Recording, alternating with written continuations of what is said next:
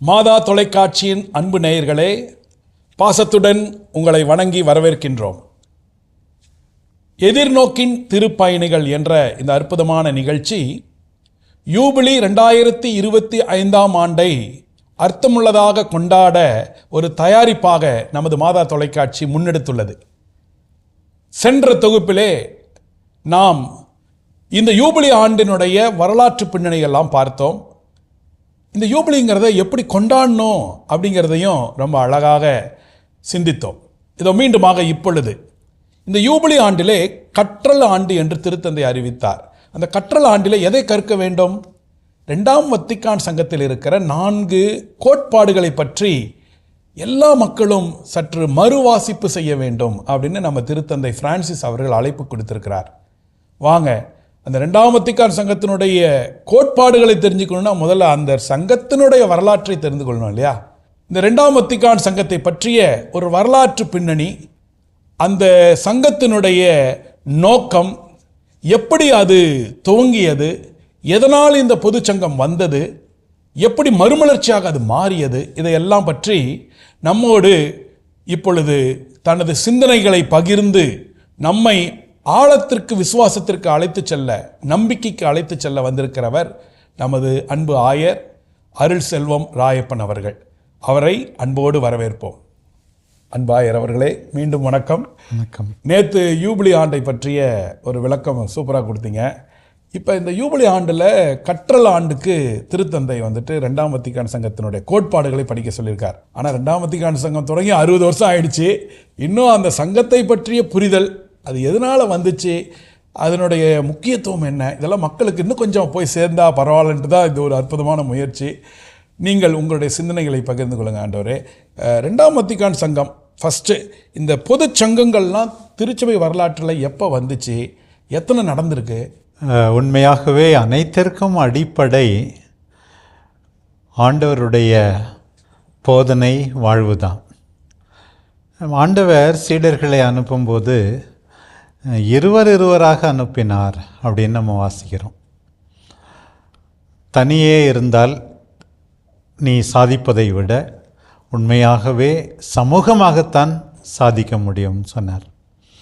அதனால் இப்படி எல்லாரும் கலந்து பேசி முடிவெடுப்பதற்கு ஒரு மிகப்பெரிய அடிப்படை எதுன்னு பார்த்தா, அதுவும் திரு அவை தலைவர்கள் கலந்து பேசி முடிவெடுப்பதற்கு ஒரு சிறந்த தோற்றம், ஊற்று திருத்துதர் பணி 15ஆம் அதிகாரம்னு சொல்லி. அப்போ யூதர் அல்லாதோர் ஆண்டவரை ஏற்றுக்கொள்ளும்போது அவர்கள் மீது சுமத்தப்பட வேண்டிய கடமைகள் என்ன, இதெல்லாம் திருத்தூதர்கள் எல்லாரும் பேதுரு தலைமையில் ஒன்று கூடி விவாதித்தார்கள்.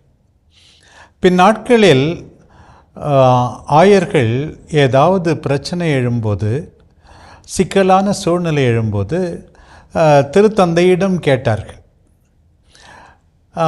இன்னும் சில சூழ்நிலைகளில் மண்டல அளவிலே ஆயர்கள் எல்லாரும் ஒன்று கூடி சில முடிவுகளை எடுத்தார்கள். சிக்கலான சூழ்நிலைக்கு அல்லது வேறு ஒழுங்கு தொடர்பான சில முடிவுகள் எடுப்பதற்கு எல்லாம். பிறகு நாட்டு அளவிலே ஆயர்கள் ஒன்று கூடினார்கள். இன்னும் சில மிக முக்கியமான பிரச்சனைகள் எழும்போது அனைத்து ஆயர்களும், உலகில் உள்ள அனைத்து ஆயர்களும் ஒன்று கூடினார்கள்.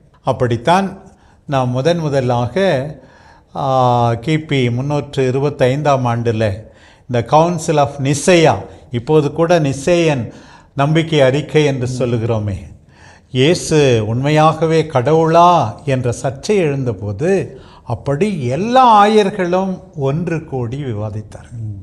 இதுபோலத்தான் நிசையா திருச்சங்கத்தில் தொடங்கி ஒரு விதத்தில் 15ஆம் அதிகாரம் திருத்தூதர் பணியிலே ஊற்றாக அமைந்திருந்து நிசையா திருச்சங்கத்தை முதல் பொதுச்சங்கம், உலக அனைத்து ஆயர்களின் கூட்டம் என்று அதை நாம் அழைக்கிறோம். அதிலிருந்து கடைசியாக நிகழ்ந்தது 21வது பொதுச்சங்கமாக 2ஆம் வத்திக்கான் சங்கத்தை நாம் பார்க்கிறோம். இது ஆயர்கள் அனைவரும் ஒன்று கூடி சில பிரச்சனைகளை சந்தித்து விவாதித்து அதற்கு முடிவெடுக்கிற ஒரு அங்கமாக பார்க்கப்படுகிறது.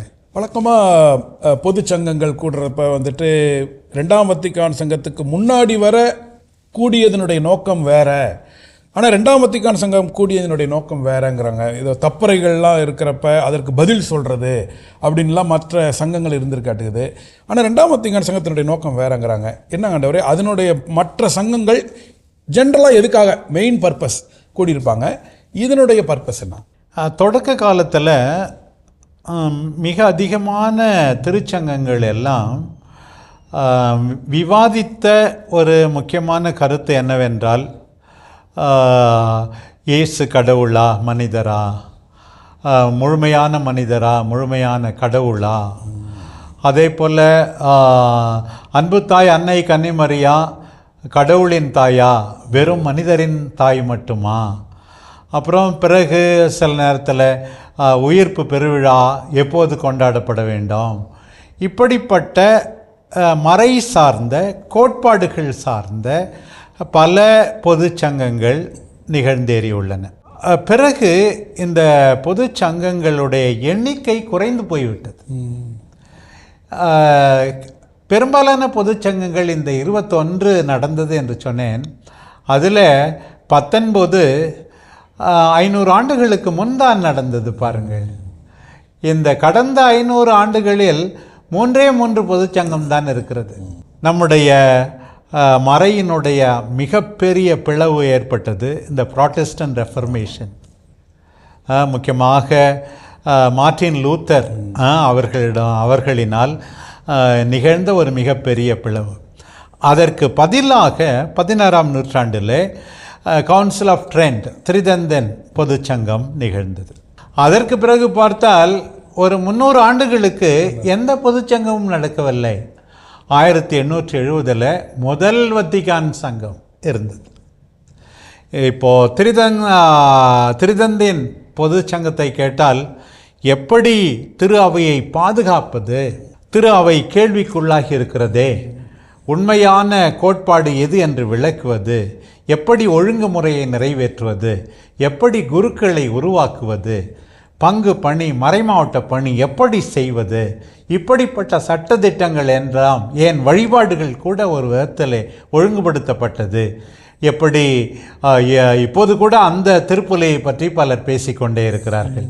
அந்த அளவுக்கு அது எவ்வளவோ திரு அவைக்கு செய்தது. 1870ஆம் ஆண்டில் நடைபெற்ற முதல் வத்திக்கான் சங்கம் அந்த காலகட்ட சூழ்நிலையில் திருத்தந்தைக்கு சொந்தமாயிருந்த பேப்பல் ஸ்டேட்ஸ் என்று சொல்வார்களே, அவையெல்லாம் திருத்தந்தையினுடைய அதிகாரத்துக்கு உட்பட்டிருந்த பல்வேறு நாட்டினுடைய பகுதிகள் எல்லாம் கைப்பற்றப்பட்டன. உடனே அந்த திருச்சங்கம் முழுமையாக கூட தன்னுடைய கருத்துக்களை விவாதித்து தீர்வு காண முடியவில்லை. திருத்தந்தையின் வழுவாவரம் பற்றி அதை பற்றி அதிகமாக முடிவெடுக்கப்பட்டதை தவிர மற்றவையெல்லாம் அங்கே செயல்படுத்தப்படவில்லை. அப்படி இருந்தது. பிறகு நடந்தது தான் 1870 ஏறக்குறைய 80 ஆண்டுகளுக்கு பிறகு இந்த இரண்டாம் வத்திக்கான் சங்கம் இருந்தது. அப்போதே 2000க்கும் மேற்பட்ட ஆயர்கள் இதில் பங்கேற்றார்கள். எனால் இப்போது 5000க்கும் மேற்பட்ட ஆயர்கள் உலகெங்கும் இருக்கிறார்கள் என்றால் எப்போது அடுத்த பொதுச்சங்கம் வருமோ என்பது கனவாகத்தான் இருக்கிறது. உண்மையாலுமே அப்போ நீங்கள் சொல்கிறத பார்த்தா ஒரு சில முக்கியமான சூழ்நிலைகள் பொது சங்கத்தை ஏற்படுத்துவதற்கு அல்லது கூட்டுவதற்கு காரணமாக இருக்குன்னு சொல்கிறீங்க ஆண்டவரே. இப்போ ரெண்டாம் வத்திக்கான் பொது சங்கம் அது உருவான டைமில் ஏதாவது தப்பறைகள் இருந்துச்சா, இல்லை இது ஒரு டோட்டலாக வித்தியாசமான நோக்கத்தோடு இது வந்துச்சு, மெய்ப்பு பணி சார்ந்தது அப்படின்லாம் சொல்கிறாங்க. என்ன அது சம்பந்தமாக இதனுடைய ரெண்டாம் வத்திக்கான் பொது சங்கத்தினுடைய கூட்டுவதற்கான நோக்கம் என்ன? ரெண்டாம் வத்திக்கான் சங்கம் கூட்டப்படும் என்று முதலில் யாருமே எதிர்பார்க்கவில்லை. ஏனென்றால் ஒரு நீண்ட ஆண்டுகால திருத்தந்தையினுடைய ஆட்சிக்கு பிறகு ஏறக்குறைய 19 ஆண்டுகள் 1939 1958 வரை திருத்தந்தை 12ஆம் பயஸ் அவர்கள் திரு அவையினுடைய தலைமை பொறுப்பை ஏற்று வழிநடத்தி வந்தார்கள். அப்போது கூட யாரும் எதிர்பார்த்திருந்திருக்க மாட்டார்கள் 77 வயது நிரம்பிய ஒருவர் திருத்தந்தையாக தேர்ந்தெடுக்கப்படுவார் என்று எதிர்பார்த்திருந்திருக்க மாட்டார்கள். இவர் எதுவுமே நடக்காது, தற்காலிக பரிபாலகர் திருத்தந்தை என்றெல்லாம் கூட பலர் நினைத்து கொண்டிருந்தார்கள். ஆனால் திடீரென்று தூய் ஆவி எப்படி செயல்படுவார் என்றே நமக்கு தெரியாது. எதிர்பாராத விதத்தில் இந்த திருச்சங்கம் திருத்தந்தை 23ஆம் ஜானால் அறிவிக்கப்பட்டது. அப்போது இருந்த பிரச்சனைகள் என்ன? திடீரென்று இது கூட்டப்பட வேண்டும் என்று கட்டாயத்தினால் அவர் கூட்டவில்லை. அது நீங்கள் சொல்வது போல அது தெளிவாகிறது. நாம் ஆழ்ந்து அதை சிந்தித்து பார்க்கும்போது ஒரு மேய்ப்பு பணி நோக்கம், ஒரு புதுப்பித்தல் நோக்கம், இப்படி மக்களுடைய வாழ்வு இன்றைய திரு அவையில் உண்மையாகவே இந்த நவீன சூழ்நிலைக்கேற்ப புரிந்து கொள்ளப்பட வேண்டும். எல்லா மக்களுக்கும் திறந்த மனப்பாங்கோடு நற்செய்தி அறிவிக்கப்பட வேண்டும் என்ற தனிப்பட்ட ஒரு பிரச்சனைக்கு பதிலாக அமையாமல் நீங்கள் சொல்வது போல அருள் பணி நோக்கத்தோடு அமையப்பட்ட ஒரு பொது சங்கமாகத்தான் நானும் அதை பார்க்கிறேன். உண்மையாலுமே ஆண்டவரே, ஏன்னா அந்த டைமில் பார்த்தீங்கன்னா ஒருவேளை அதற்கு இந்த 2ஆம் வத்திக்கான் சங்கத்துக்கு முன்னால் நடந்த எல்லா சங்கங்களும் திருச்சபைக்குள் சூழ்நிலைகளை வைத்து ஒரு சில நோக்கத்திற்காக கூட்டப்பட்டதுன்னு சொல்லப்படுகிறது. ஆனால் 2ஆம் வத்திக்கான் சங்கம் வந்து திருச்சபைக்கு வெளியே உலக அளவில் ஒரு சில சூழ்நிலைகள் நடந்திருக்காட்டுக்குது. ஏன்னா நமக்கே தெரியும் 2 உலகப் போர்கள் அது முடிந்த நேரம் அப்படிங்கிறப்ப எவ்வளவோ வரலாற்று சூழ்நிலைகள் இருக்கலாம், உலக சூழ்நிலைகள், அன்னைக்கு இருந்த சமுதாய சூழ்நிலை, பொருளாதார சூழ்நிலை என்ன, இதுவும் இந்த சங்கத்தை கூட்டுவதற்கான காரணமாக இருந்திருக்கிறதா? அது பற்றி சொல்லுங்க ஆண்டவரே. உண்மையாகவே கடந்த முக்கியமாக 19ஆம் நூற்றாண்டில் நிகழ்ந்த சில காரியங்கள் திரு அவையை சிந்திக்க தூண்டின. அந்த காலத்தில் முக்கியமாக 13ஆம் லியோவுக்கு முன் ஒரு நீண்ட காலமாக திருத்தந்தை ஆண்ட பொழுதெல்லாம் மாற்றம் அவ்வளவு அதிகமாக விரும்பப்படவில்லை என்று சொல்ல வேண்டும். பிறகு திருத்தந்தை 10ஆம் பயஸ் அவர்கள் திரு அவை சட்டத்தை ஒழுங்குபடுத்த வேண்டும் என்று தொடங்கினார். அவரை தொடர்ந்து 15ஆம் பெனடிக்ட், அதனால்தான் பழைய சட்டம் 1917 முடிந்தது. அது சரி செய்யப்படுவது பியோ பெனடிக்டியன் கோட் என்று கூட அழைக்கப்படுகிறது. அந்த காலத்தில் 1917ஆம் ஆண்டு திரு அவையினுடைய சட்டம் ஒழுங்குபடுத்தப்பட்டது. 10ஆம் பயஸ் திருத்தந்தை காலத்தில் குழந்தைகளுக்கு நற்கருணை வழங்குவது, அதே போல் சட்டம், ஆட்சி முறை இவையெல்லாம் இருந்தது. திருத்தந்தை 11ஆம் பயஸ் 12ஆம் பயஸ் இவர்கள் காலங்களில் ஏறக்குறைய இந்த நீங்கள் சொன்னது போல முதல்ல இந்த உலகப்போர், முதல் உலகப்போர், இரண்டாவது 2ஆம் உலகப்போர், இவற்றால் உலகம் பெரிதுமாக பாதிக்கப்பட்டது. இத்தகைய சூழ்நிலையில் தான் இருந்தோமே தவிர குறிப்பிடத்தக்க அளவுக்கு திரு அவையில் பெரிய மாற்றங்கள் நிகழ்ந்தது என்று சொல்ல முடியாது. ஒரு பக்கம் 1870ஆம் ஆண்டிலிருந்து திருத்தந்தை வத்திக்கான் அரண்மனையை விட்டு வெளியே வராத ஒரு சூழ்நிலை. அதற்கு பலர் சொல்லுவார்கள் திருத்தந்தைக்கு அது மட்டுமே சொந்தமானதால் அதற்கு ரியாக்ஷனாக கூட வரவில்லை என்று கூட பேசிக்கொள்வார்கள். அதை பற்றி நாம் விவாதிக்க வேண்டியதில்லை. ஆனால் உலகத்திலிருந்து அப்பாற்பட்டவராக தன்னுடைய இடத்திலிருந்து மற்றவர்களோடு தொடர்பு கொண்டு அவர்களை வழிநடத்துபவராக திருத்தந்தை பார்க்கப்பட்டார். இந்த சூழ்நிலை இவற்றில் ஏதாவது ஒரு மாற்றம் நிகழ வேண்டும் என்று திருத்தந்தை 23ஆம் ஜான் நினைத்திருந்திருக்கக்கூடும். எனவே தான் இப்படி உதயமானது. உண்மையில ஏன்னா அந்த நேரத்தில் பார்த்தீங்கன்னா அரசியலில் பார்த்தீங்கன்னா ஒரு பக்கம் கம்யூனிசம் அது ஒரு பக்கம் வளர்ந்துட்டு இருக்கு ரஷ்யா தலைமையில், இந்த பக்கம் முதலாளித்துவம் அமெரிக்கா தலைமையில் போயிட்டுருக்கு. இதுக்கு நடுவில் வந்துட்டு நிறைய காலனி ஆதிக்கம் நடத்தப்பட்ட நாடுகள் எல்லாம் சுதந்திரம் பெறுகிறார்கள். அப்போ தனி உரிமை, தங்களுடைய நாட்டு கொள்கைகள் அல்லது கருத்துக்களை முன்னிலைப்படுத்துதல், இப்படி ஒரு பக்கம் நடந்துட்டு இருக்காட்டுக்குது. இப்போ சமுதாயத்தில் ஒரு பக்கம் பார்த்தீங்கன்னா இந்த ஏழை பணக்காரர்கள், அது ஒரு பக்கம் பணக்காரர்களாகவே அதிகமாகி, ஏன்னா அப்போ வந்துட்டு தொழில் புரட்சி அதெல்லாம் நடந்துகிட்ருக்கு. இப்படிலாம் இந்த சூழ்நிலைகள் நடக்குதுறப்ப நம்மளுடைய அறநெறி வாழ்க்கையும் பாதிக்கப்பட்டதாக சொல்கிறாங்க. அது என்ன ஆண்டவரே? அப்போ அந்த நேரத்தில் ஏதோ கூட்டு குடும்பமெல்லாம் போய் தனி வாழ்க்கை ஆரம்பிக்கிறப்ப நம்மளுடைய கத்தோலிக்க திருஅவையினுடைய அறநெறி வாழ்க்கை போதனைகளை தாண்டிய ஒரு வாழ்க்கை அப்படிங்கிறது வளர்ந்துட்டுருக்கிறப்ப அது பாதிச்சிருக்கு அப்படிங்கிறாங்க. எப்படிங்க ஆண்டவர்? கால ஓட்டத்தில் மனிதர்கள் சூழ்நிலைக்கேற்ப தங்கள் நம்பிக்கையின் வெளிப்பாட்டை கூட மாற்றிக்கொள்ளுகின்ற ஒரு சூழ்நிலை உருவாகின்றது. நீங்கள் சொன்னது போல ஒரு பக்கம் அமெரிக்காவில் வழிநடத்தப்படுகின்ற முன்மொழியப்படுகின்ற கேபிட்டலிசம், இன்னொரு பக்கம் ரஷ்யா பிரதிபலிக்கின்ற, அதை சார்ந்த நாடுகள் பிரதிபலிக்கின்ற கம்யூனிசம், சோசியலிசம் என்று சொல்வார்கள். பொது உடைமை கொள்கை, எல்லா சொத்தும் பொது என்று கொள்கின்ற இந்த பக்கம் முதலாளித்துவ கொள்கை. இவற்றிலே ஒரு விதத்திலே அந்த காலத்திலேயே உலகம் இரண்டாக பிரிகின்ற சூழ்நிலை இருந்தது. திருத்தந்தை 23ஆம் ஜான் இவற்றையெல்லாம் ஒன்று கூட்ட வேண்டும் என்று நினைத்திருந்திருக்கலாம். நிச்சயமாக இது ஒரு பக்கம். இன்னொரு பக்கம் காலனிகள், மேற்கு ஐரோப்பிய நாடுகள் பல்வேறு காலனிகளை தங்கள் ஆதிக்கத்தை பல 100 ஆண்டுகளாக ஆப்பிரிக்காவின் சில நாடுகள் மீதும் அதே போல் ஆசியாவின் சில நாடுகள் மேலும் செலுத்தி கொண்டிருந்தன. விழிப்புணர்வு மக்கள் மத்தியில் அதிகமாக, ஏற்கனவே பிரெஞ்சு புரட்சி எல்லாம் வந்து முடிந்து விட்டது. இப்போ அங்கே அரசருக்கு எதிராக, இப்போது அதே மக்கள் மற்ற மக்களுக்கு எதிராக அவர்களை ஒரு விதத்தில் மனித மாண்பை மதிக்காமல் வாழ்கின்ற போது இந்த மக்களும் விழிப்புணர்வு பெற்றார்கள்.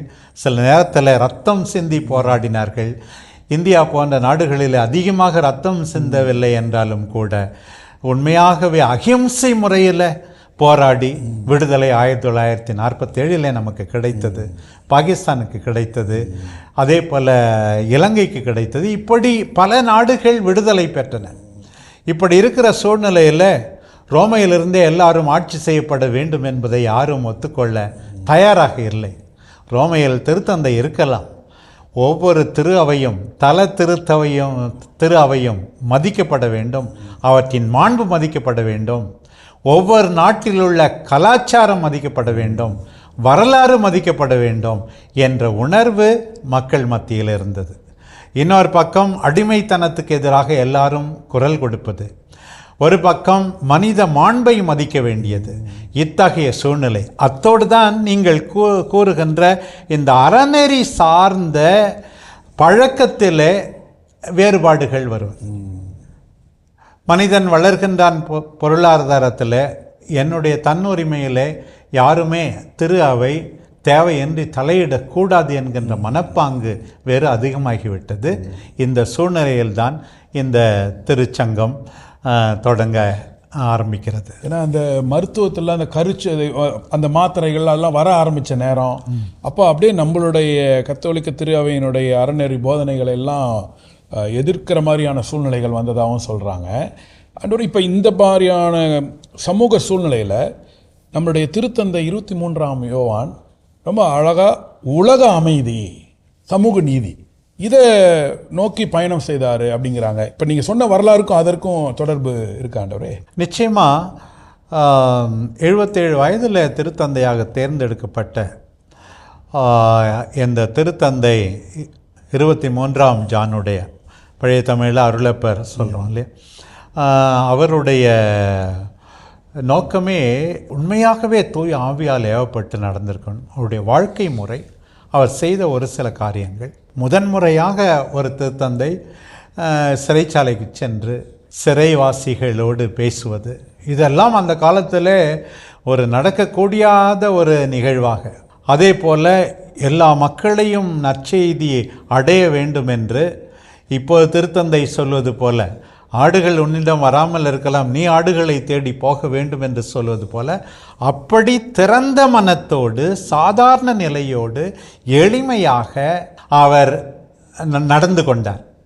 அந்த நிலையில்தான் இவர் உடனடியாகவே 3 காரியங்களை அறிவித்தார். நாம் எல்லாரும் கேள்விப்பட்டது இந்த பொதுச்சங்கம் தான். He also announced the synod for the diocese of Rome. முதலில் ரோமை மறைமாவட்டத்தை புதுப்பிக்க வேண்டும் என்று அதற்காக ஒரு மன்றத்தையும் அறிவித்தார் ஒரே நேரத்தில். இன்னொன்று, அண்மையில்தான் திரு அவை சட்டம் முதலாக ஒன்று சேர்க்கப்பட்டது. முதல் கோட் ஆஃப் கேனன்லா வந்தது 1917. இவர் சொன்னார் 40 ஆண்டுகள் தான் ஆயிருந்தாலும் கூட அந்த சட்டம் இப்போது ஒத்து வராது என்று. 1958 தேர்ந்தெடுக்கப்பட்ட பிறகு உடனடியாகவே இவர் புதிய திரு அவை சட்டம் வேண்டும் என்று சொன்னார். அதுவே கூட ஏறக்குறைய 25 ஆண்டுகளுக்கு பிறகு 1983 தான் அது புதுப்பிக்கப்பட்டது. ஆனால் அறிவித்தவர், முதல் உறுப்பினர்களை நியமித்தவரே நம்முடைய திருத்தந்தை. ஆக இப்படி டெம்பரரி போப், அட்மினிஸ்ட்ரேட்டர் போப், பரிபாலகர் போப் என்று நினைக்கப்பட்டவர் இப்படி ஒரு பெரிய மாற்றம் நிகழ வேண்டும் என்று தூய ஆவியினால் தூண்டப்பட்டு அறிவித்தாரே, அது உண்மையாகவே ஆண்டவருடைய கொடை என்று தான் சொல்ல வேண்டும். இப்போ திருச்சபைக்கு உள்ளுக்குள்ள 2ஆம் வத்திக்கான் சங்கத்துக்கு முன்னாடி வர ஒரு ஸ்டைல் ஆஃப் லைஃப் வந்திருக்கிற மாதிரி தெரியுது. ஒரு படிநிலை, ஹைரார்கின்னு சொல்கிறோம்ல, அது எப்படி இருந்துச்சு, யாருக்கு என்ன சொன்னாங்க, யாருக்கு கீழ்ப்படினோம் அப்படிங்கிற மாதிரிலாம் இருந்திருக்கு இல்லையா. அந்த படிநிலை இந்த 2ஆம் வத்திக்கான் சங்கத்துக்கு முன்னாடி வர இருந்திருக்குங்கிறாங்க. அது எப்படி இருந்துச்சுன்னு தெரிஞ்சாதான் இந்த 2ஆம் வத்திக்கான் சங்கம் கொண்டு வந்திருக்கிற ஒரு அற்புதமான அமைப்பு முறையினுடைய மகிமை புரியுங்கிறாங்க. அதை பற்றி சொல்ல முடியுமா? ஆமாம், இப்போ திரு அவையில் பல்வேறு தரப்பினர் இருக்கிறாங்க, உங்களுக்கு தெரியும். மிக பெரிய அளவில் நாம் பிரிக்க வேண்டும் என்றால் கிளரிக்ஸ் அண்ட் லெய்டி, அருள் பணியாளர்கள் அல்லது திருப்பட்டத்தினர், மீதி இருப்பவர்கள் எல்லாம் பொதுநிலையினர் என்று பிரிக்கிறார்கள். இதில் பொதுநிலையினர் அடிமட்டத்தில் இருப்பதாக ஒரு உணர்வு அண்மை காலத்தில் மிக அதிகமாக இருக்கிறது.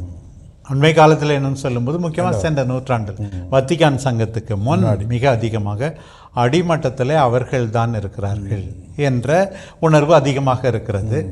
அவர்கள் திருமுழுக்கு மட்டும்தான் பெற்றிருக்கிறார்கள். அப்புறம் பிறகு அவர்களுக்கு மேற்பட்டவர்கள் என்று பார்க்கின்ற போது அந்த காலத்தில் 1972ஆம் ஆண்டில் மினிஸ்டேரியா குவேதாம் என்கின்ற அந்த ஆவணம் வழியாக திருத்தந்தை 6ஆம் பால் அவர்கள் பல்வேறு பட்டங்கள் என்று சொல்கின்ற அவற்றையெல்லாம் ஒழுங்குபடுத்தி இனிமேல் திருப்பட்டத்தினர் யார் என்று கேட்டால் திருத்தொண்டர்கள் தான் என்று அறிவித்தார். மற்றவையெல்லாம் ஒரு விதத்தில் லே மினிஸ்ட்ரி, பொதுநிலையினருடைய பணி என்று லெக்டர், அக்கலைட், வாசிப்போர், திருப்பிட பணியாளர்கள் என்றெல்லாம் மாற்றினார். அதற்கு முன் பார்த்தால் ஒவ்வொருவரும் படிநிலை, போர்ட்டர், எக்ஸார்சிஸ்ட் என்றெல்லாம் ஒவ்வொரு நிலைகள், டீக்கன் வருவதற்கு கூட பல்வேறு நிலைகள், இன்னும் கீழே கேட்டிகேஸ், பிறகு இன்னும் சாதாரணர்கள், இப்படி இந்த படிநிலை இருந்தது. டீக்கனுக்கு மேலே சப்டீக்கன், அதற்கு மேலே டீக்கன் என்று சொல்வார்கள். டீக்கனுக்கு மேலே தான் பிரீஸ்ட், பிரஸ்பிட்டர், அதற்கு மேலே ஆயர், ஒரு கர்தினால், பிறகு திருத்தந்தை.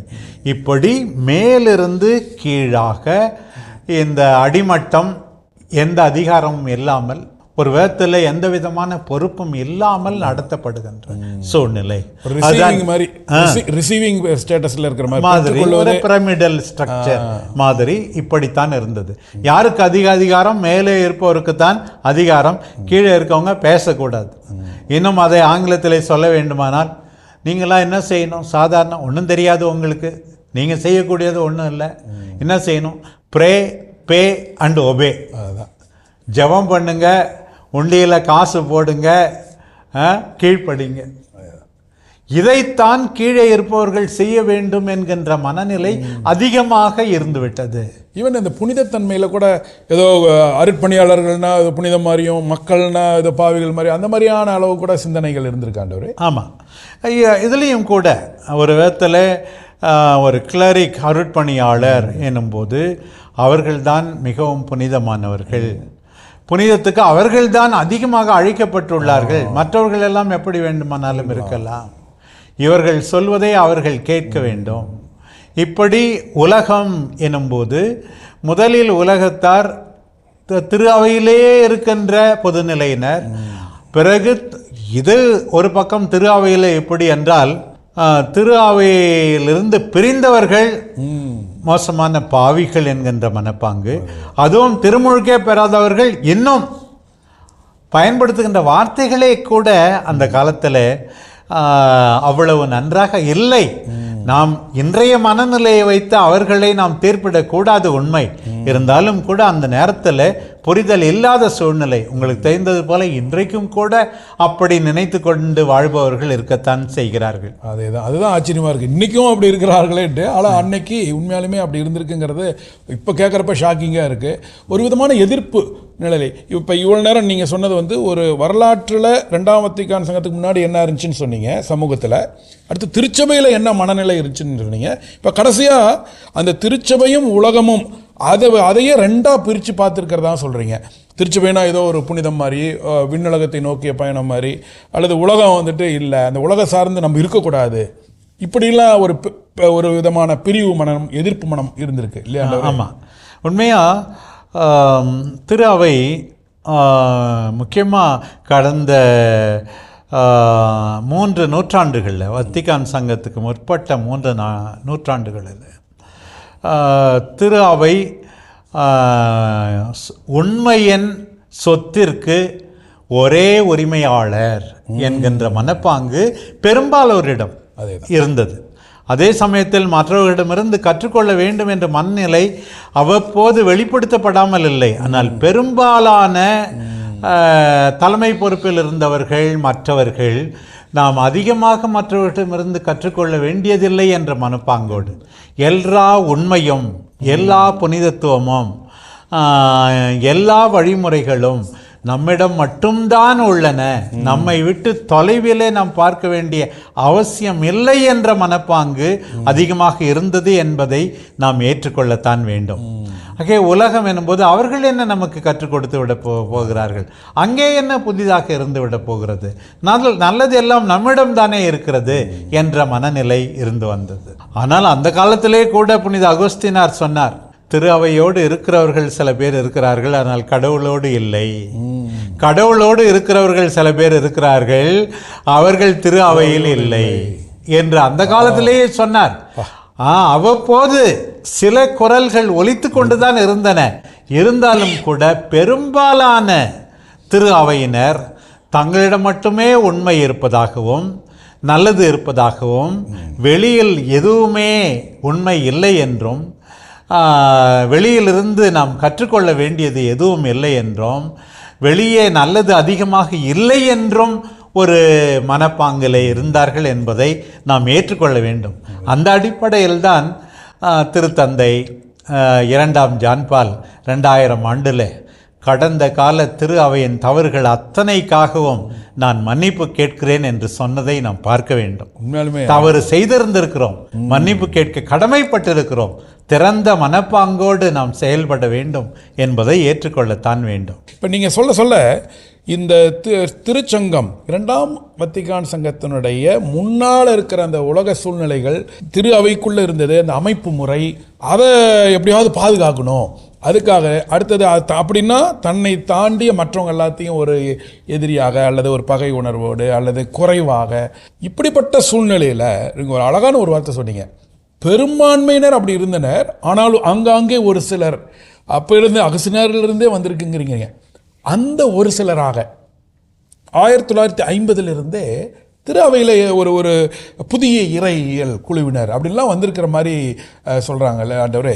அந்த திருச்சங்கம் உருவாவதற்கு ஒரு உந்து சக்தி ஏற்கனவே 1950 இருந்திருக்கு. 62 ஆரம்பித்தாலும் நம்ம திருத்தந்தை 23ஆம் யோவான் 58 தான் வரார். ஆனாலும் 50 அந்த ஒரு சிந்தனை வந்திருக்கு அப்படிங்கிறாங்க. அதை பற்றிய உங்கள் கருத்து? நிச்சயமாக. இப்போ 1950 பற்றி சொன்னோம். உதாரணமாக இப்போ பொதுநிலையினர் திரு அவையினுடைய நற்செய்தி பணியில் முக்கியமான கடமை கொண்டிருக்கிறார்கள் என்பதை அதற்கு முன்பே திருத்தந்தையார் அறிவித்திருந்தார்கள். பொதுநிலையினருடைய திரு அவையில் பங்கேற்பு பற்றி சொல்லியிருக்காங்க. அதுவும் ஆரம்பிச்சிருக்குது. அதே போல் பல்வேறு இறையியலார் இருந்தாங்க. நம்ம வந்து திருத்தந்தை 23ஆம் ஜானை பற்றி நாம் சொன்னோம். இதெல்லாம் வந்து as a bolt from the blue, திடீர்னு வந்த இடி மாதிரின்னு நம்ம வந்து சொல்ல முடியாது. அந்த கருத்தாழம், கருத்தோட்டம் கொஞ்சம் கொஞ்சமாக டெவலப் ஆகிக்கொண்டே இருக்கிறது, முன்னேறி கொண்டே இருக்கிறது என்று தான் சொல்ல வேண்டும். அப்படி பார்க்கும்போது ஒரு பக்கம் சில புனிதர்கள் எல்லா மனிதரையும் ஏற்றுக்கொள்ள வேண்டும் என்று சொல்லுகின்றவர்கள், உலகெங்கும் நற்செய்தி அறிவிக்க வேண்டும். எனக்கெல்லாம் உண்மையாக நம்முடைய புனித குழந்தை தெரசம்மாள் அவர்களுடைய வாழ்க்கை முறை எல்லார் மேலும் உள்ள எல்லாருக்கும் சென்று நற்செய்தி சேர வேண்டும் என்று அவர்கள் நினைத்தது, அவர்களை தொடர்ந்து விவிலியத்துக்கு முக்கியமாக கொடுத்த முக்கியத்துவம், அதற்கு முந்தைய நூற்றாண்டிலேயே கொஞ்சம் கொஞ்சமாக விவிலியத்திற்கு முக்கியத்துவம் கொடுக்கப்பட்டது. அதற்கு முன்பு உதாரணமாக நம்ம சமூக நீதியை பற்றி பார்க்குறோம். ரேரும் நோவாரும் 13ஆம் சிங்கராயர் கூட சமூக நீதிக்கு எவ்வளவு முக்கியத்துவம் கொடுத்திருக்கிறார் என்று. அதே போல பின்னாடி வந்த விவிலியத்தை பற்றிய மற்ற கோட்பாடுகள், விவிலியத்தின் அடிப்படையில் எல்லாவற்றையும் காண வேண்டும் என்பது. இப்போ 1950களில் அந்த சமயத்தில் வளர்ச்சி பெற்ற பல்வேறு இறையியலார், ஹென்றி தே லுபாக், ஷில்லபெக்ஸ், கால்ரான,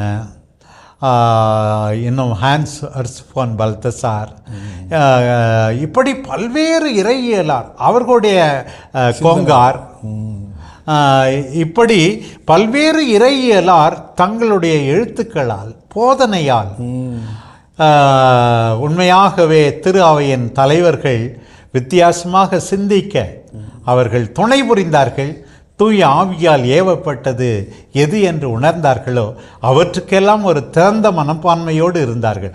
அந்த சூழ்நிலையில்தான் இந்த பொதுச்சங்கம் உதயமாகிறது. உண்மையிலுமே அந்த புதிய இறையியலார்கள் சிந்தனைகளில் நிறையா நீங்கள் சொன்ன மாதிரி அந்த விவிலியத்தை முன்னிலைப்படுத்துதல், அப்புறம் அந்த முன்னாடிலாம் உலகத்தை தனியாக பிரித்து பார்த்தாங்க. ஆனால் உலகத்தினுடைய வாழ்க்கையோடு இறையியலை கொஞ்சம் இணைச்சு பார்க்குற தன்மை, விவிலியத்தை வரலாற்று பகுப்பாய்வு முறையில் பார்க்கணுங்கிற சிந்தனை, இதெல்லாம் வளர்ந்துருக்கிறதா நம்ம பார்க்க முடியுது ஆண்டவர். இது மாதிரி இன்னும் பல விஷயங்கள், மெயினாக இந்த கிறிஸ்தவ ஒன்றிப்பு அப்படிங்கிறது அப்போலேருந்தே மெதுவாக வந்த மாதிரியும் சொல்கிறாங்க. அது என்ன ஆண்டவர்? உண்மையாக ஆண்டவர் தன்னுடைய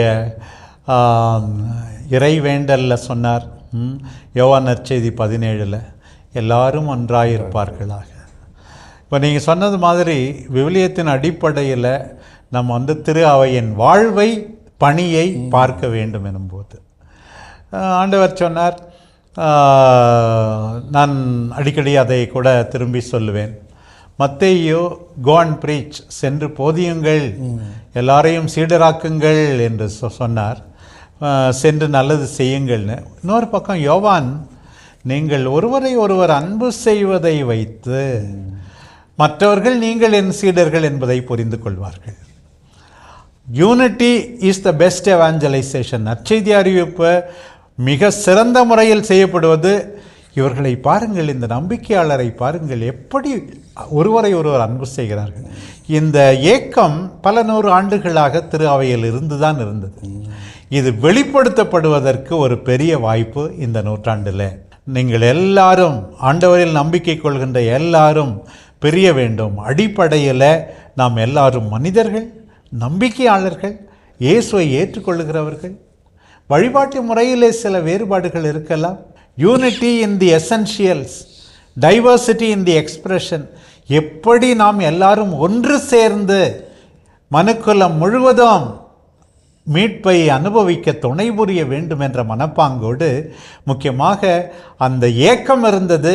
அது பின்னாளில் வத்திக்கான் சங்கத்தினுடைய கோட்பாடுகளில் வெளிப்படுவதையும் நாம் பார்க்கிறோம். இப்போ நம்ம கார்ல் ரானர் சொன்னீங்க, அந்த இறையியலார் கூட சொல்கிறாரு, 1850 1950 அந்த 100 ஆண்டுகள் மாற்றத்தை விரும்பாத காலம் அப்படிங்கிறாரு. ஆனால் அந்த திருத்தந்தை பயஸ் 12ஆம் பயஸ் அவர் வந்து முதல் 10 ஆண்டு ஒரு மாதிரி இருந்தாலும் கடைசி 8 ஆண்டில் வந்து இந்த புதிய இறையியல் சிந்தனைகளை உள்வாங்கி கொண்டார். அவர் வந்துட்டு ஒரு சிலதெல்லாம் அனுபவிச்சிருக்கிறார். அருளடையாளங்கள்லாம் தாய்மொழியில் நம்ம நடத்தலாம், பாடல்கள்லாம் கூட அவங்கவுங்க தாய்மொழியில் பாடலாம்னு அப்பயே ஆரம்பித்ததா சொல்லப்படுது. அந்த திருத்தந்தை எந்தெந்த விஷயத்தில் அவர் இன்னும் கொஞ்சம் புதிய சிந்தனைகளை ஏற்றுக்கொண்டாருன்னு ஏதாவது சொல்ல முடியுமாண்டவர்? அதான் நீங்கள் சொன்னது மாதிரி விவிலியத்துக்குரிய முக்கியத்துவம், அந்த வரலாற்று பார்வை, நம்ம வந்து we should not lose the sense of history என்று சொல்லி, அதே போல் பொதுநிலையினருக்கு பங்கேற்பு, இதெல்லாம் வத்திக்கான் சங்கத்துக்கு முன்பே தொடங்கியது. நாம் எதிர்பார்க்கிற அளவுக்கு முழுமையாக நடைபெறவில்லை என்றாலும் கூட அதற்கு முன்பே அது தொடங்கியது என்று தான் நாம் சொல்ல வேண்டும்.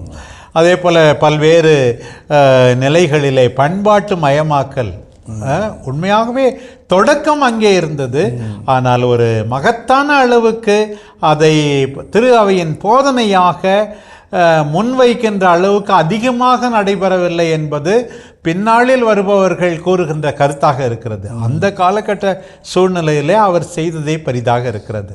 உதாரணமாக திரு அவை சட்ட ஆசிரியர் என்கின்ற விதத்தில் நான் கீழை திரு அவையினுடைய திரு அவை சட்டத்தை பற்றி சொல்லும்போது நான் சொல்வேன், அவர் காலத்தில் பெரும்பகுதி முடிந்து விட்டது. அதனுடைய மாற்றம், அதனுடைய புதுப்பித்தல், CCO என்று இப்போது சொல்லுகிறோம், கீழை திரு அவையின் கத்தோலிக்க கீழை திரு அவையின் திருச்சட்டங்கள், அதில் பெரும்பகுதியானது ஒழுங்குபடுத்தப்பட்டது திருத்தந்தை 12ஆம் பயசனுடைய காலத்தில்தான்.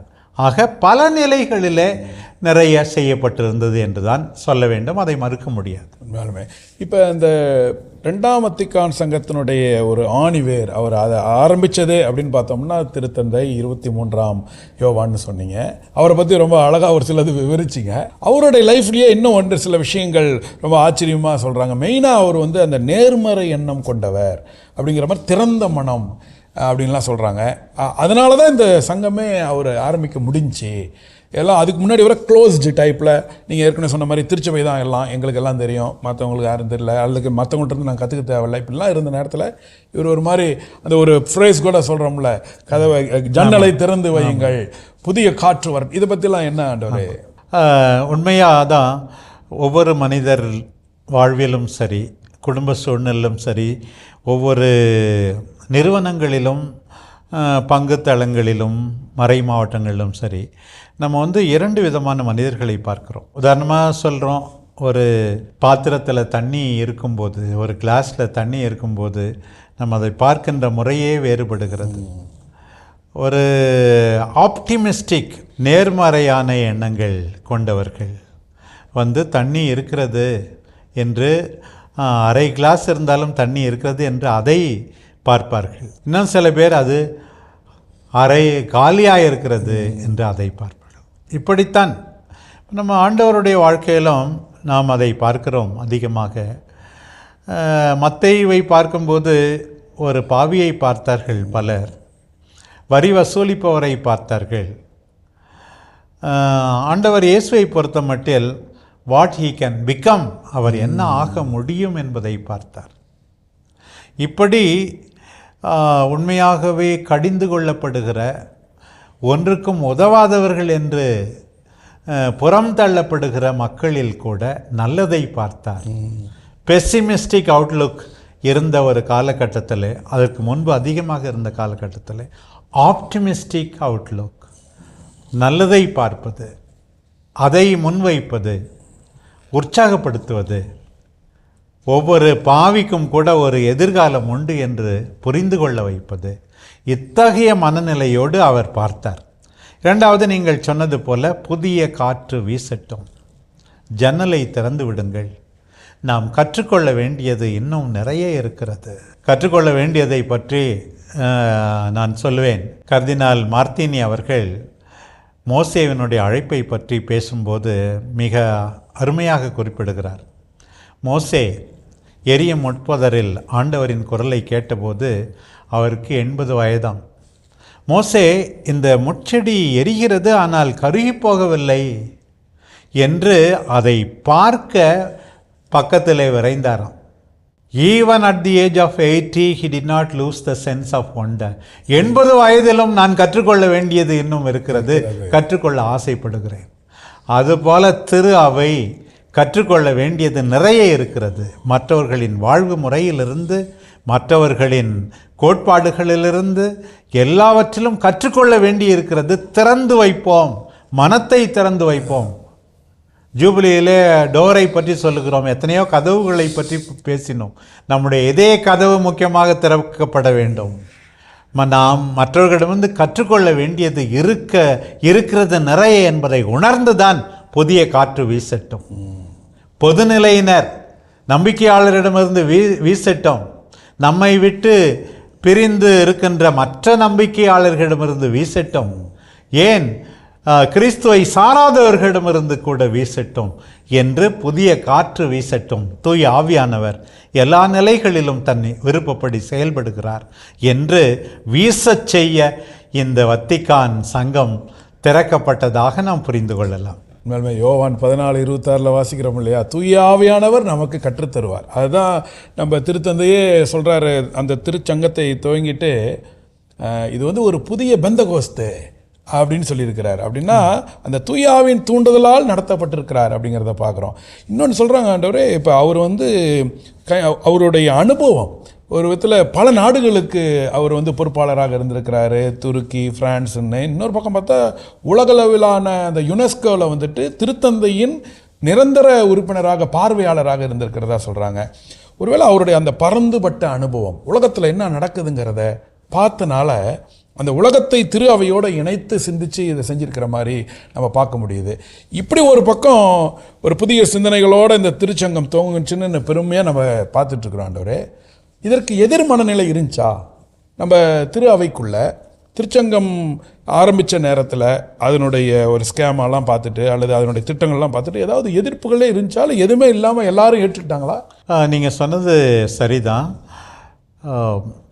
இவருடைய திருத்தந்தையினுடைய பழைய பணி பொறுப்புகள். ஆனால் ஒரு விதத்தில் பார்த்தா திருத்தந்தை 12ஆம் பயஸ் அவர்களும் கூட ஏறக்குறைய இந்த கோரியாவில் வத்திக்கான் அம்பாசடராக, நொன்சியோவாக இப்படி பல்வேறு நாடுகளிலே பணிபுரிந்தவர் தான். அவரும் பார்த்தவர் தான். இருந்தாலும் அப்போது இருந்த மனநிலை வேறு. நீங்கள் சொன்னது போல இவருடைய அனுபவம் பிரான்ஸ் போன்ற நாடுகளில் இவர் திருத்தந்தையின் தூதராக இருந்து பணியாற்றியது. பிறகு வந்து வெனிஸ் மாநகரத்தினுடைய பேட்ரியார்க்காக தலைமை ஆயராக இருந்து செயல்பட்டது. இது எல்லாமே உதவி செய்தது. அதைவிட இன்னும் அதிகமாக இவருடைய குடும்ப சூழ்நிலை, கஷ்டமான ஒரு பெசன்ட் ஃபேமிலி, விவசாய குடும்பத்திலிருந்து தோன்றியவர். அந்த குடும்பம் அவரை பார்த்தால் இவருக்கு முந்தைய இருந்த திருத்தந்தை அரிஸ்டோக்ராட் ஃபேமிலி, மிக பணக்கார பிரபு குடும்பத்தை சார்ந்தவர்.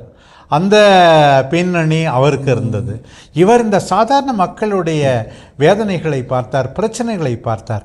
எல்லாருக்கும் இருக்கின்ற ஏக்கத்தை இன்னும் அதிகமாக புரிந்து கொண்டார் என்று தான் சொல்ல வேண்டும். அப்படி அவர் உலகெங்கும் இருந்த அனுபவம் மற்றும் திரு அவையில் அவர் வகித்த பொறுப்புகளுடைய அனுபவம், அவர்களுடைய குடும்ப பின்னணி, இது எல்லாமே அவரை மென்மையாக, கனிவு உள்ளவராக, ஒரு திறந்த மனப்பான்மை உள்ளவராக, கற்றுக்கொள்ள வேண்டும் என்று தூண்டுபவராக, மற்றவர்கள் நமக்கு தேவை, உறவுகள் தேவை, மற்ற மனிதர்கள் தேவை, யாரும் ஆண்டவரால் இகழப்படுபவர்கள் அல்ல என்ற மனப்பாங்கை அதிகமாக வெளிக்காட்டுவதாக இருந்தது. இரண்டாவதாக, திருத்தந்தை சொன்னால் போதும் அதை கடைசி நிலைக்கு எடுத்து செல்ல எத்தனையோ உதவியாளர்கள் தேவைப்படுகிறார்கள். அப்படி பார்க்கும்போது திருத்தந்தை அறிவித்தார் புதிய காற்று வீசட்டும் என்று. இன்னும் சில பேர் எனக்கு ஏசி போதும் அல்லது என்னுடைய அறை போதும், ஏற்கனவே இருக்கின்ற காற்று போதும் என்று சொல்லக்கூடியவர்களும் திரு அவையில் அந்த காலகட்டத்திலே இருந்தார்கள். ஒரு விதத்தில் அந்த காலத்திலே வத்திக்கான் செயலகத்தில் பணிபுரிந்தவர்கள் ஏறக்குறைய ஒரு ஆட்சி முறைக்கு அவர்கள் பழக்கப்பட்டு விட்டார்கள். இவையெல்லாம் இந்த மாற்றங்கள் இருந்தால் திரு அவை அழிந்து விடுமோ என்று அஞ்சினார்கள்.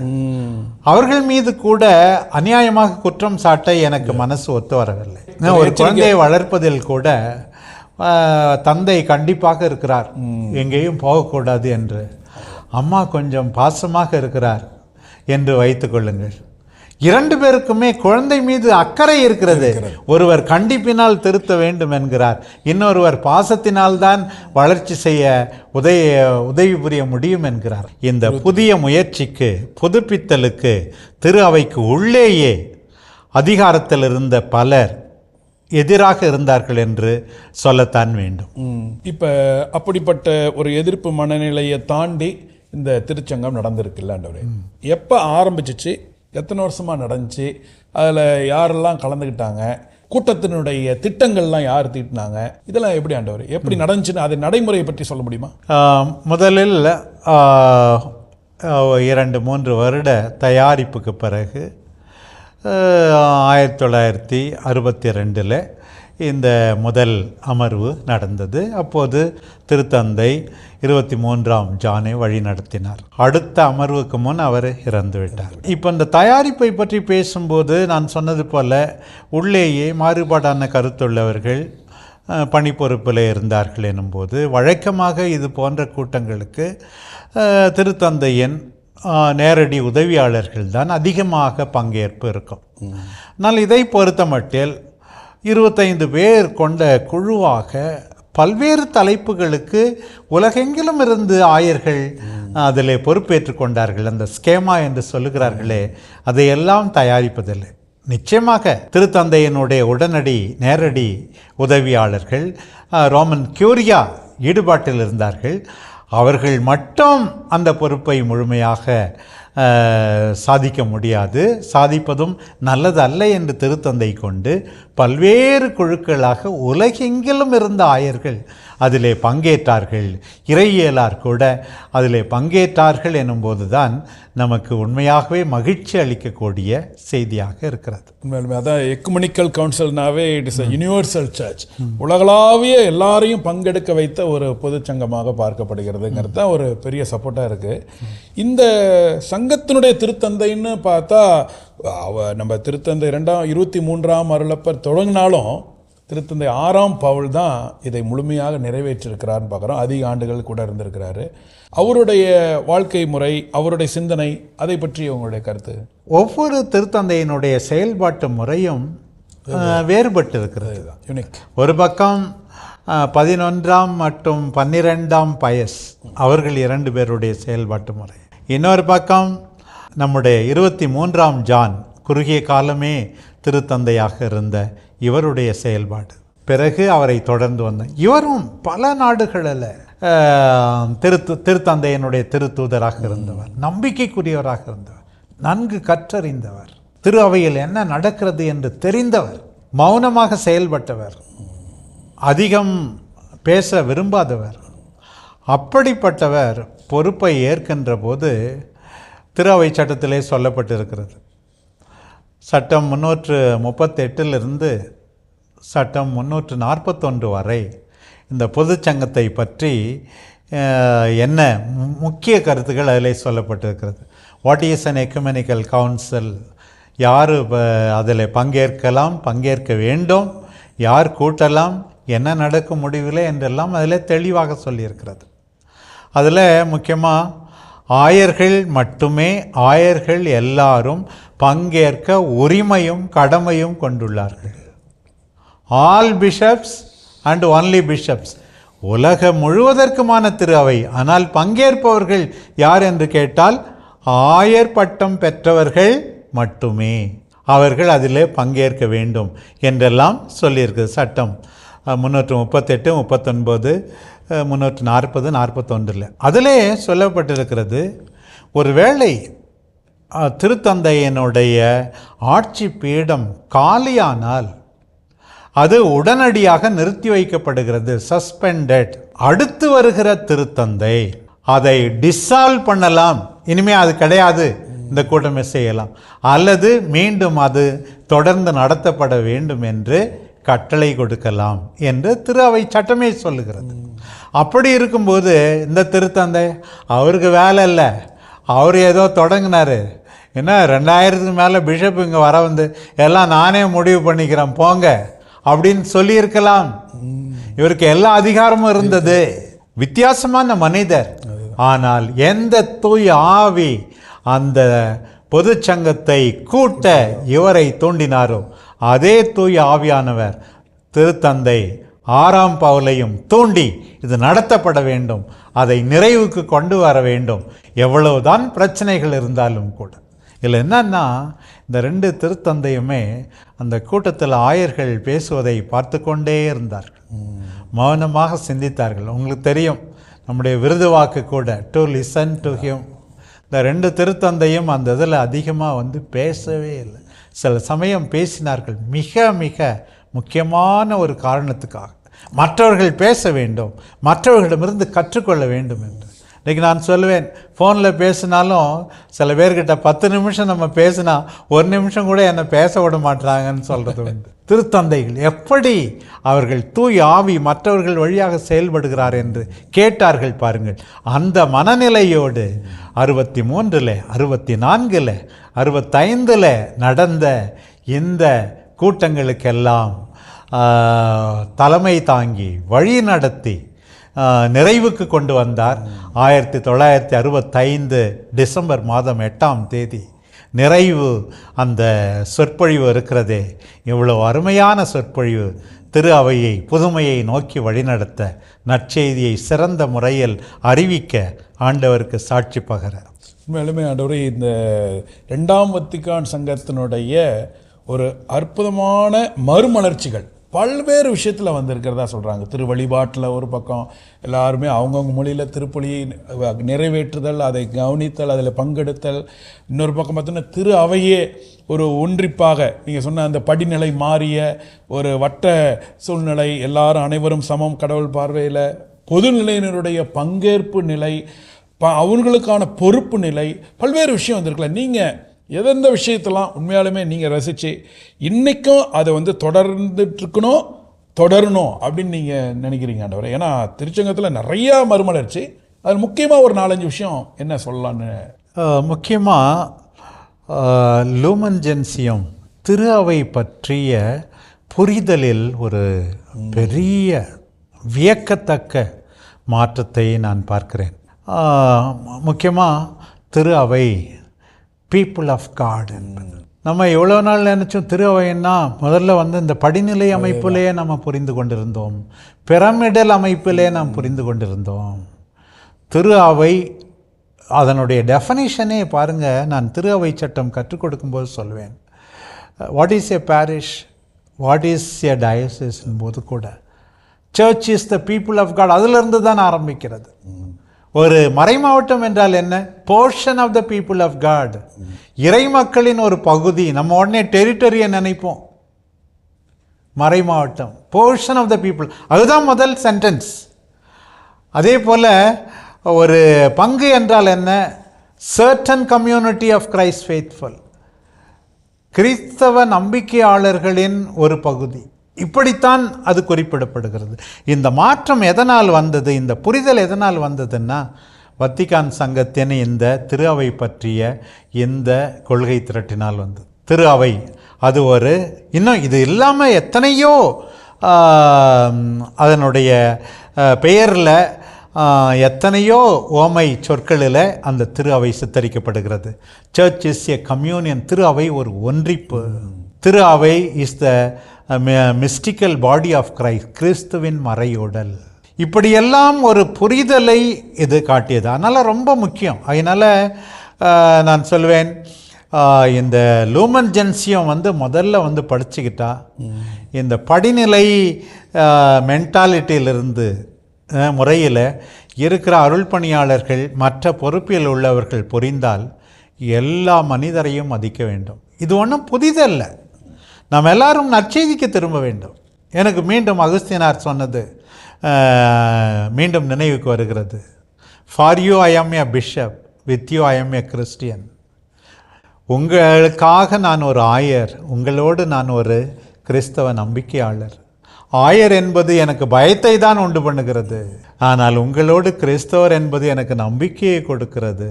இதை எல்லாரும் புரிந்து கொள்ள வேண்டும். Fundamental equality of the people of God. அடிப்படையில் திருமுழுக்கு பெற்ற, உறுதி பூசல் பெற்ற எல்லாரும் சமம் என்ற இந்த திரு அவையின் போதனை, all are call to holiness, எல்லாரும் புனிதத்துவத்துக்கு அழைக்கப்பட்டிருக்கிறார்கள் என்பது, இந்த போதனை முக்கியமாக அந்த லூமன் ஜென்சியமிலிருந்து எனக்கு மிக மிக மனசை தொடுகிறது. இதால் நாம் மாற்றப்பட வேண்டும். உண்மையாலே மேடம், இது மாதிரி இன்னும் பல விஷயங்கள் நிச்சயமாக இருக்கும். அதை நம்ம இன்னும் வருகிற நாட்களில் பிரித்து பார்த்து அதை பற்றி சிந்திக்கலாம். கடைசியாக ஒரு 2 கேள்வி ஆண்டவரே. ஒன்று வந்துட்டு, இந்த 2ஆம் வத்திக்கான் சங்கத்தின் வழியாக ஏதாவது புதிய கோட்பாடு வந்துச்சா, இல்லை அது எப்படி ஏற்கனவே இருக்கிற கோட்பாடுகள் தான் இருக்கா, அதில் மாறி இருக்கா? என்னை பொறுத்த மட்டில் கோட்பாட்டு அளவில் மாற்றம் எதுவும் வியக்கத்தக்க அளவில் நிகழ்ந்ததாக நான் பார்க்கவில்லை, அதை புரிந்து கொள்ளவில்லை. நான் ஏற்கனவே சொன்னது போல நம்முடைய நம்பிக்கை அறிக்கை இன்றைக்கும் கூட அந்த நிசையா நம்பிக்கை அறிக்கை ஆக இருப்பதை நாம் பார்க்கிறோம். அதை நாம் புரிந்து கொள்ள வேண்டும், அதை நாம் மக்களுக்கு கற்றுக் கொடுக்க வேண்டும். அதனுடைய புரிதல் வேண்டுமானால் இப்போது நவீனமாக இருக்கலாம். பழைய கோட்பாடு, ஆழ்ந்த கோட்பாடு, நவீன சூழ்நிலைக்கேற்ப அதை எடுத்து சொல்ல வேண்டும் என்பதில்தான் அதிக நிலை இருக்கிறது என்பதை பார்க்கிறேன். திரு அவையை பற்றிய புரிதலை நான் உங்களுக்கு சொன்னேன்.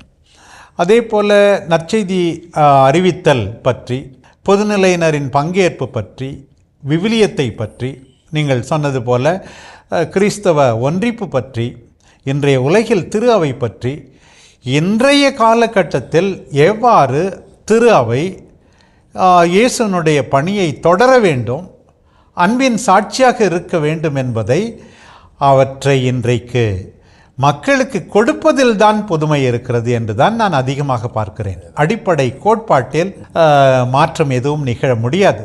10 கட்டளைக்கு எதிராக திரு அவை எப்போதும் நடக்க முடியாது. நிசையன் நம்பிக்கை அறிக்கைக்கு எதிராக எதுவும் செய்ய முடியாது கோட்பாட்டு அளவில்.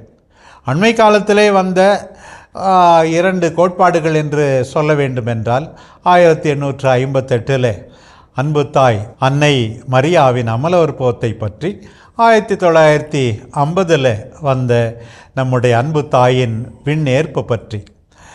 இவற்றை தவிர இந்த காலகட்டத்தில் கோட்பாட்டில் எதுவும் புதுமையாக அறிவிக்கப்படவில்லை. 2ஆம் வத்திக்கான் சங்கம் அறிவிக்கவும் இல்லை.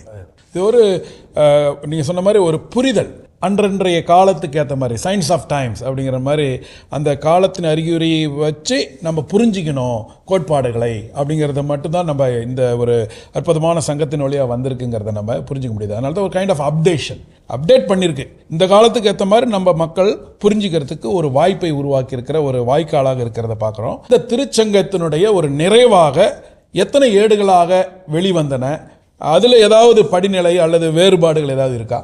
ஆங்கிலத்தில் சொல்ல வேண்டுமென்றால் இதை 3 பிரிவுகளாக பிரிக்கிறார்கள். அதன் முக்கியத்துவத்துக்கு ஏற்றவாறு. மற்றவை அதிக முக்கியம் இல்லை என்றும் சொல்லிவிட முடியாது.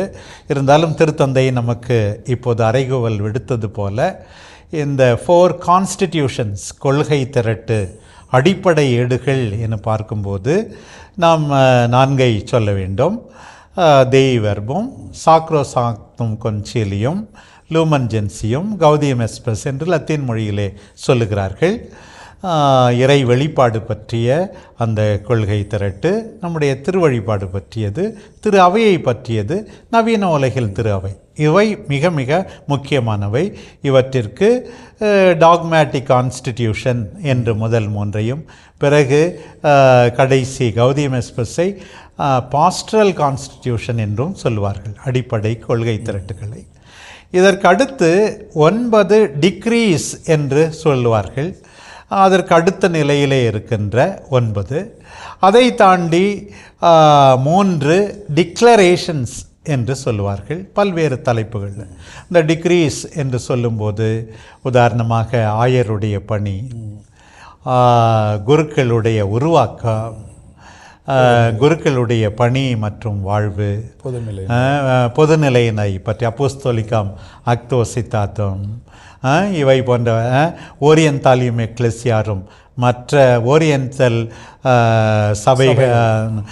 திரு அவைகளோடு உள்ள ஒன்றிப்பு இப்படி இருக்கின்றன. பிறகு இறுதியாக இந்த 3 டிக்ளரேஷன்ஸ் அல்லது என்று 3ஐ குறிப்பிடுவார்கள்.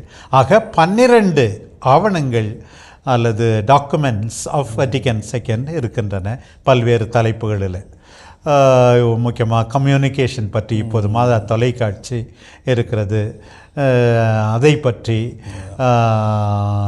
இருக்கின்ற வட்டிகன் டாக்குமெண்ட், மற்ற சபைகள் சம்பந்தமானது எல்லா தலைப்புகளை பற்றியும் இந்த 12ம் ஏறக்குறைய காம்ப்ரஹென்சிவாக எல்லாவற்றையும் உள்ளடக்கியவாறு பல்வேறு தலைப்புகள் இதில் சிந்திக்கப்படுகின்றன. அந்த 3 டிக்ளரேஷன் நீங்கள் சொன்னதில் பார்த்தீங்கன்னா கல்வி மெயினாக, அடுத்தது பிற கிறிஸ்தவர்கள் அல்லாதவர்களோடு ஒன்றிப்பு, அது ஒரு பயங்கரம். ஒரு பக்கம் கிறிஸ்தவ ஒன்றிப்பு, இன்னொரு பக்கம் பிற மதத்தினரோட எப்படி நம்ம உரையாடல் என்று சொல்லுகின்ற ரிலிஜியஸ் ஃப்ரீடம், ஒரு மத சுதந்திரம் அப்படிங்கிறத வந்துட்டு டிக்னிதாட்டிஸ் ஹுமானே என்று சொல்வார்கள். எல்லாமே கேட்குறப்ப இந்த தலைப்புகளே நமக்கு வந்து இப்போதான் புரியுது. திரு அவையினுடைய வரலாற்றில் 2ஆம் வத்திக்கான் சங்கம் எவ்வளோ பெரிய ஒரு வரலாற்று ஒரு புரட்சி கொண்டு வந்திருக்கு, அனைவரையும் ஒன்றிணைச்சிருக்குங்கிறத பார்க்க முடியுது. ஆண்டவரே ரொம்ப ரொம்ப நன்றி. ரொம்ப அற்புதமான விளக்கங்கள். இந்த 2ஆம் வத்திக்கான் சங்கத்தினுடைய ஒரு வரலாறு, அதில் என்ன நடந்துச்சு, அதில் எது முக்கியம், இவ்வளோ அழகாக ஒரு மணி நேரமாக உரையாடி உங்களுடைய கருத்துக்களை பகிர்ந்ததுக்கு நன்றி. நிச்சயம் இந்த வீடியோலாம் எல்லா இடத்துக்கும் போய் சேரணும். இதை எல்லோரும் பார்க்கணும். பார்க்குறவங்க 4 பேர்த்துக்கு அறிவித்தாங்கன்னா, இது 4 பேர்த்துக்கு உண்மையிலுமே ஷேர் பண்ணாங்கன்னா ரொம்ப பயனுள்ளதாக மாறும் என்பதை நம்ம பார்க்க முடிகிறது. அன்பாயரே ரொம்ப ரொம்ப நன்றி. ரொம்ப பொறுமையாக மிக அழகாக இந்த 2ஆம் வத்திக்கான் சங்கத்தை பற்றிய ஒரு வரலாற்று பின்னணி, அதனுடைய முக்கியத்துவம் எல்லாமே சொல்லியிருக்கீங்க. நம்ம வாழ்க்கையோடு அது எவ்வளோ பயனுள்ளதாக இருக்கிறதுங்கிறத நம்ம கண்டுபிடிக்க வாய்ப்பாக இருந்தது. மிகவும் நன்றி. அன்புள்ளங்களே, நமது மாதா தொலைக்காட்சியிலே இந்த யூபிலி ஆண்டுக்கான தயாரிப்பு கற்றல் ஆண்டுக்கு திருத்தந்தை சொன்னதை பாருங்க. திருத்தந்தை ரோமாபுரியில் இருந்தாலும் இங்கே தமிழ்நாட்டில் நம்ம உக்காந்துக்கிட்டு எல்லா மக்களையும் இந்த கருத்துக்கள் சென்றடைய வேண்டும், 2ஆம் வத்திக்கான் பொதுச்சங்கத்தை பற்றிய ஒரு வரலாற்று பின்னணியை இவ்வளோ நேரம் நம்ம கேட்டோம். நிச்சயமாக பயனுள்ளதாக இருந்திருக்கிறோம். இந்த 2ஆம் வத்திக்கான் பொதுச்சங்கம் நமது திரு அவையிலே ஒரு பெரிய வரலாற்று மறுமலர்ச்சி. நம்ம வாழ்க்கையிலே வழிபாடிலும் நம்மளுடைய திரு அவை என்ற உறுப்பினர்களாக இருக்கிற நம்ம ஒவ்வொருவருமே எவ்வளோ முக்கியம். திருமுழுக்கு பெற்ற எல்லாருமே சமம், ஆண்டவருடைய பார்வையில் எல்லாருமே நற்செய்தி அறிவிக்க அழைக்கப்பட்டிருக்கிறோம் என்ற பல்வேறு சிந்தனைகளை அடக்கிய இந்த 2ஆம் வத்திக்கான் பொதுச்சங்கத்தினுடைய மகிமையை நாம் அறிந்து கொண்டோம். அன்புள்ளங்களே, எதிர்நோக்கின் திருப்பயணிகள் என்ற இந்த நிகழ்ச்சியினுடைய இந்த பகுதி நிறைவு பெறுகிறது. மீண்டுமாக நாளை நம்மளுடைய 2ஆம் வத்திக்கான் பொதுச்சங்கத்தினுடைய 4 கோட்பாடுகள் யூபிலி ஆண்டிலே எப்படி பயனுள்ளதாக நாம் மாற்ற முடியும், எப்படி அதை புரிந்து கொள்ள வேண்டும், அதை வாழ்க்கையாக மாற்ற வேண்டும் என்பதை பற்றியெல்லாம் நாம் சிந்திப்போம். மீண்டும் அனைவருக்கும் அன்பான நன்றிகள்.